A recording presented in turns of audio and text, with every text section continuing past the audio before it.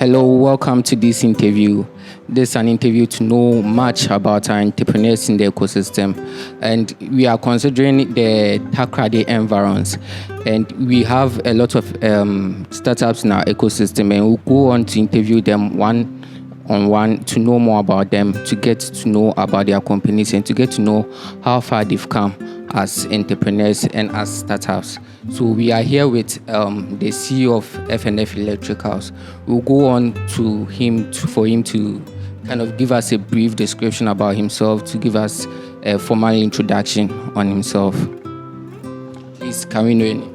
All right, I'm Mr. Frank Frimpong, Chief Executive Officer of F&F Electricals and Engineering Enterprise. Okay, thank you very much. Please, can you tell us how F&F Electricals started? Okay, so if you ask that question, I would say FF Electricals. We started when I was in JHS. That's when I closed from school. There is this electrician that was in my locality. So what I was doing was after school, then I'll go to work with him. But actually, it was a kind of challenge for me as at that time. But I was managing it. So that's where it started. So the electrician got to know that I have some passion in that field. So most of the time he will be calling me that come and let's go to work. So I made it as an opportunity, and whenever I close from school, then I will meet him, then I will go to work. So after completion of the junior high, I decided I was a kind of person growing up. I wanted to go to school to the limit that I see fine, I'm okay. So after the JHS, I continued with the SHS, and after I continued the SHS, and after completion, I came back home, and I was like, now there was kind of no support to push me to the university. So what do I do to support myself? So I realized that I have this skill, that was the electricals. Although I wasn't working with it, but those people who know I was good at it, whenever they have fault, they call me, then I'll go and fix it for them.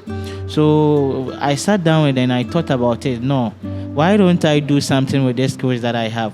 Because looking at things, there was no help for me to continue with my education as I was talking now. So I sat down and I planned that, okay, let me start providing electrical services to people or to my locality. But during that, there was this challenge that I found out. I found out that in many homes, the kind of materials that they used to fix their lighting system, it wasn't the quality ones. So most of the time too, you go and see some wiring in houses, and it's kind of a mess, creating a whole lot of complaints in the locality. So I took it on myself that why don't I build upon myself and serve those customers. So I started with it, and go along the way going. I planned about establishing a shop, although it wasn't easy, but gradually we are still in the process. I started doing my interviews and those stuff, and what I found out was there wasn't enough space for them to dig a manhole or something like that. So I thought of it. Then why don't I get a solution that will solve that problem?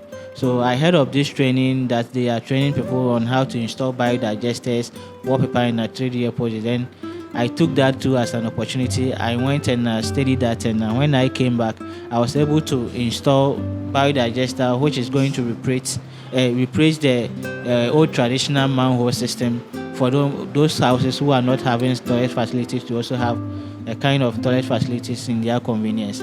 So going forward, that was what I did, and also I started with wallpaper and 3D epoxy.